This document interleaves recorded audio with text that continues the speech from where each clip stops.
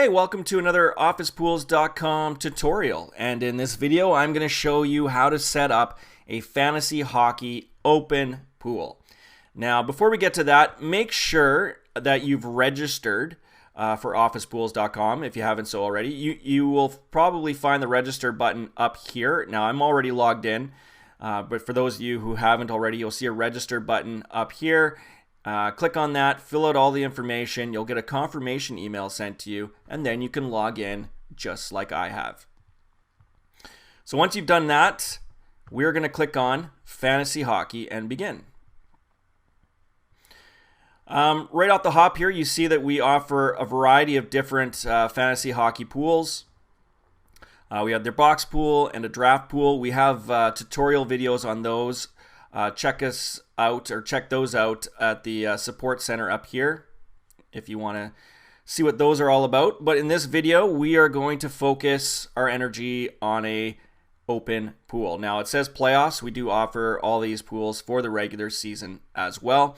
$20 is a one-time fee paid by the administrator, and you can have as many poolies as you want to participate.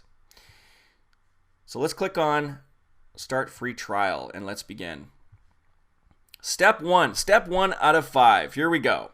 Pool name. I'm going to call mine Test Pool 40. Hopefully that's not taken.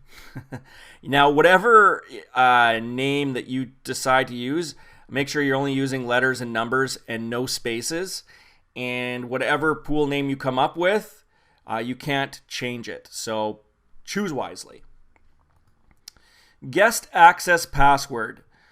This is where you want to put in a password that's all lowercase letters and easy to remember so that your poolies can log in through guest access and check their standings. Entry cutoff is the date that you want all your teams or all your poolies to submit their teams by. It automatically populates to the beginning of the playoffs and the beginning of the regular season. For this video, though, I'm just going to start on September 1st, just so I can show you all the features. So there you go. Step 1, we've done it. Let's move on to step 2 and set up our scoring criteria for this open pool. Okay, this is where the fun begins. This is where you set up scoring for your hockey pool, how you want points to be divvied out. And as you can see, everything is pretty standard at this point. Both forwards and defenders each get a point for a goal and assist. You have the option of using goalies, or you can have your poolies adopt an NHL team. I'll explain the difference between those two in a little bit here. I'm going to spend a lot of time on sort of how to set this up, but I want to go through it and let you know that there's far more creative ways to set up your scoring here than just with the standard 1 point for goal and assist. Right above forward here, you'll see the button here, expand, and look what happens. You got a variety of ways you can divvy out points in your pool. Right now, I don't know, I like to reward guys for scoring, so I'll put 2 points for a goal, 1 point for an assist. But again, you can give bonus points for a game-winning goal, overtime goal. For me, I like to give bonus points for a hat trick. And so there you go. That's pretty simple. It's just a little small tweak you can make to make things a little bit more interesting. And of course, I'm going to do the same thing with defensemen. I like to have, their points similar to the forwards.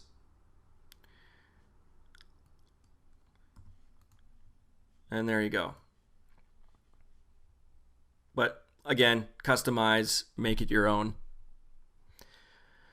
Also, goalies and team. For this pool, I'm going to use goalies. And I'm going to give them 2 points for a win. And let's just get 50 points right off the hop if they score a goal. It rarely happens. But what does happen is goalies do get assists. So I'll maybe give a point for an assist. You may want to give minus points for losses. I've seen some people play that way before. I don't, but you can do that. That option is there. All kinds of options there. So I now have the goalie position that's going to be available on my roster. And so if you want to use goalies, make sure that you fill in how you want the points to be set up as. Because if you don't do that, the goalie won't show up later on when we make tweaks to the roster. Now, the difference between goalie and team. The difference between goalie and team is if you're going to be playing with goalies, say you have Bobrovsky, who's the starting goalie for the Columbus Blue Jackets, and say he's either injured or he's on the bench for a game, and the Columbus Blue Jackets win the game. Well, too bad. You're not going to get 2 points for the win because your goalie didn't play in that game. He didn't participate. So if you don't like that, then there's another option. Instead of using goalies, we recommend you use NHL team, where every poolie adopts a team, and you can set the point system just like how you set it with goalies, except you'll give 2 points for the team win, and maybe 5 points for the shutout, or however many points you want to do. So that's the difference between goalie and team. It's up to you what you want to use. I like to stick with goalies for myself. Now we can really go one step further and customize designated positions, I call them, where say you want to have a guy on your team designated as the enforcer, the penalty minute guy. You now can do that by clicking here. And I don't know, I want to still have the same scoring criteria as I did for my forwards and defenders. But the difference is I want one guy on my team to be able to get points for penalty minutes. I like to give a half a point per penalty minute. You can do point per point, point per penalty minute. And of course, 5 points for a hat trick. So then I've now said that all poolies on their team must, when they give me their picks for this open pool, must designate one penalty minute guy. You can do the same thing with NHL rookies, as well as or you can create a whole customized position if you want, but I won't get into that. But that's what I'm going to do with my pool. I'm going to have a designated enforcer. And again, to have that, just like I mentioned with up here with the goalies and the team function, if you want to have that designated position, make sure you fill in all this criteria, how points are going to be divvied up here so that it shows up in your roster settings. Now, I want to show you how to use the drop lowest rule, but before I do that, I want to make sure that all this is saved first. So I'm going to hit save. Now, it's going to take us to step 3 automatically. And that's not really where I want to go right now, because I want to show you the drop lowest rule. And the reason why I saved that is so that those positions I created in custom scoring and goalie, I want them to show up when I expand the drop lowest rules. And let me explain to you what this is.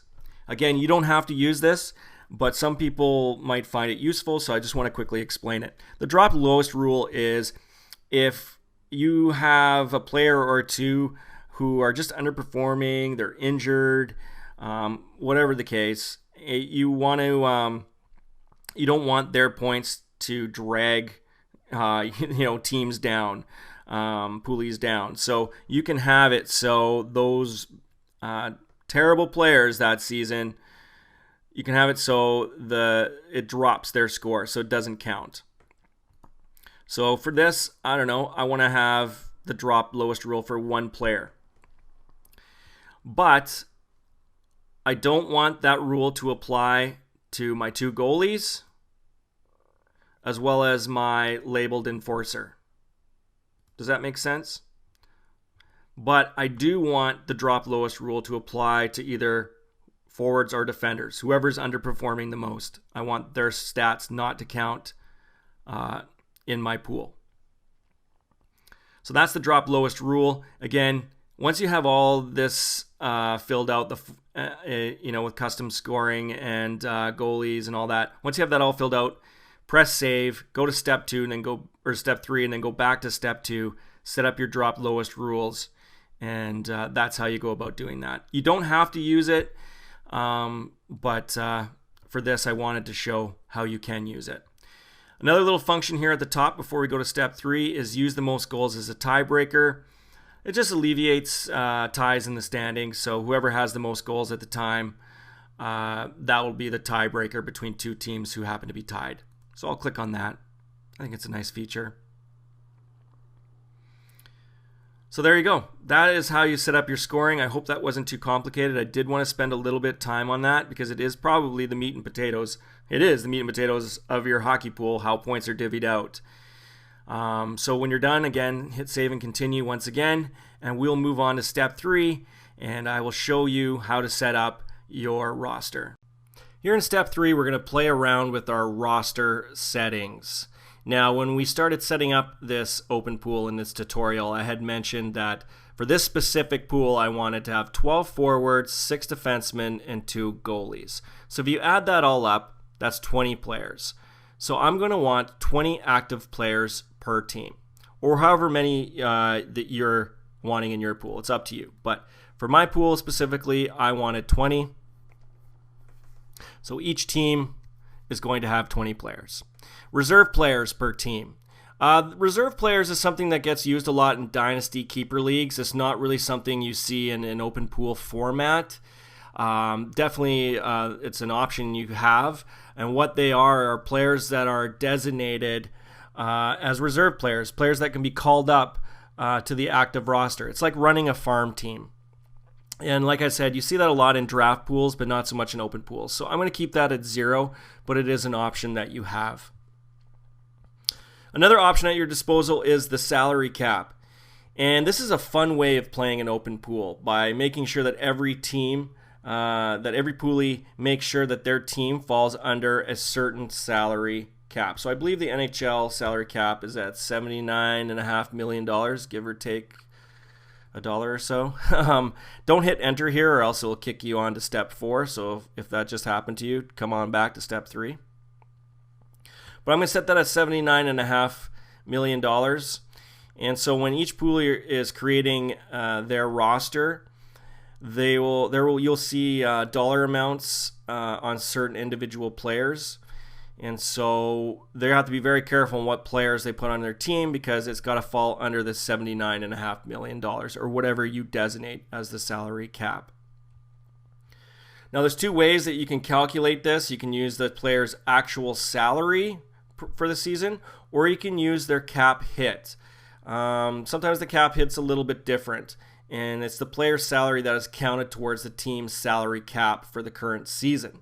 You can find all this information on a website called capfriendly.com. It's what we use, what a lot of people use to get official salary cap information on each player. I'm going to use the actual player's salary for the season. Apply cap to the entire team. If you were playing with reserve players, you may decide that this salary cap applies for both reserve players and active players. So you'd click on that.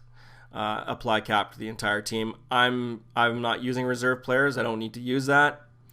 But I do want the salary cap to be enforced. And so right here, it's already checked for us automatically. Because we're going to be using a salary cap, I want to make sure that each team falls under that cap, and if they go over that cap, they're going to be notified. So I like the fact that that's checked off right there.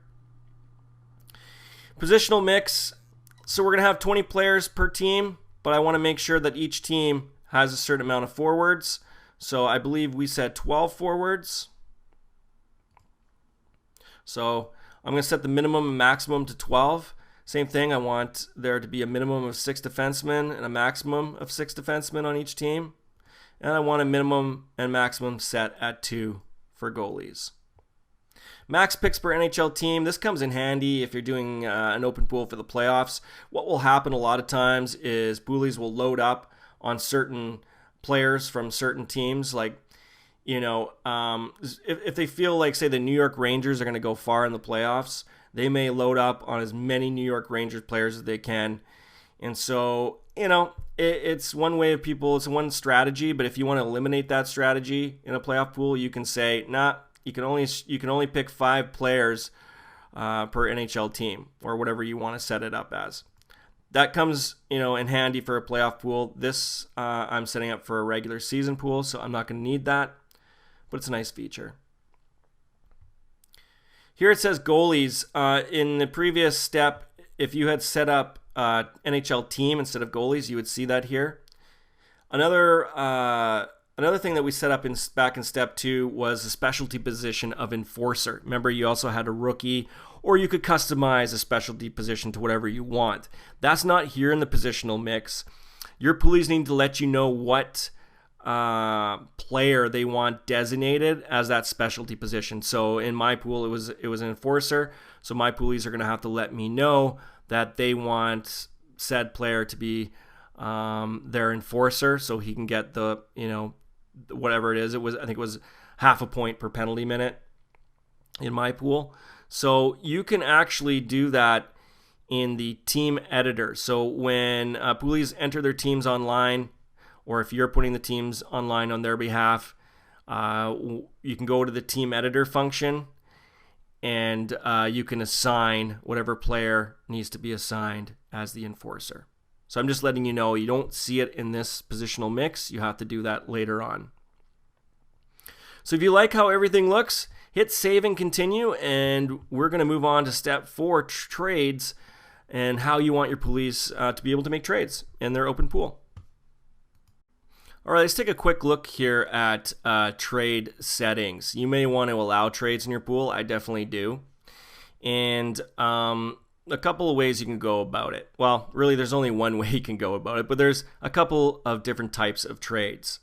The exchange trade. This is when you allow poolies to be able to make trades with one another. Well, in an open pool, that doesn't need to happen because your poolies are going to be able to trade for players, any player that's playing in the NHL. So, and teams will have, a lot of teams will have the same, some of the same players on their teams. So what we want to do is allow free agent trades, but we don't want to hide drafted players during free agent trade. We want to make sure that all players are available. So no reason to click on that. And do we need to restrict same position during free agent trade? Not at all. That's not how I'm running my pool. Just as long as each team has 12 forwards, 6 defensemen, and 2 goalies. And in our positional mix that we set up in the prior step, that's all taken care of. Now, you as administrator can decide to approve all trades. That's a lot of work. I recommend doing it the automatic way, where you allow a certain amount of trades per day, week, month, season. For this pool, I'm going to allow trades to happen on a monthly basis. And I'm going to allow, I'll say people can make 3 trades a month. So when a poolie does make a trade, he's not happy with Sidney Crosby, or Sidney Crosby's injured, and he wants to trade him for another player in the NHL, he can do that. Those types of trades can happen 3 times a month. When you got things to your liking, hit save, and we'll move to the final step in setting up our open pool. All right, we've done a lot of the heavy lifting for this fantasy hockey open pool. Just a couple little extra things we got to take care of here. Message settings. This is where you can allow your poolies to trash talk or send private messages to each other. Or as an administrator, you may want to have emails sent to you when poolies have claimed or created a team or have engaged in a trade. Completely up to you. When that's to your liking, you can hit save. There's other ways that you can communicate, by the way, with your poolies, either with a broadcast message,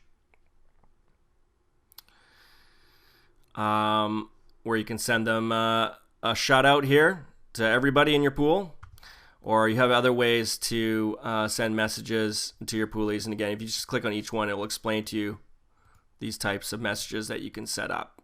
Totally up to you.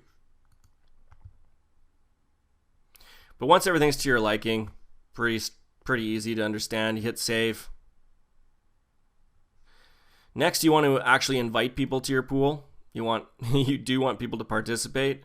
The best way to go about that is with this shareable link. Send it via email, social media, text message, whatever you want.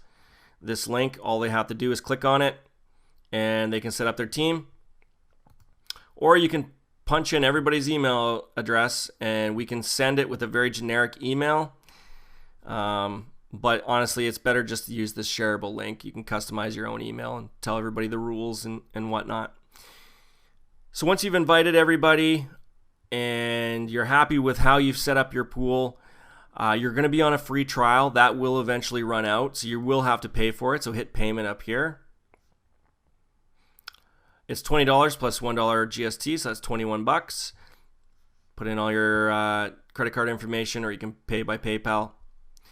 So there you are. That is how you set up a fantasy hockey open pool. If you ever have any questions, you can email us at help@Officepools.com. Or take a look here in our support center. We have many articles. We pretty much answer about 99.5% of most questions that get asked about how to create a fantasy hockey pool or other pools that we offer. And you can also find more videos like this on our YouTube channel at Officepools.com. Make sure you subscribe, follow us on social media. Thank you everybody for following along in this tutorial, and thanks for using Officepools.com for your fantasy hockey needs.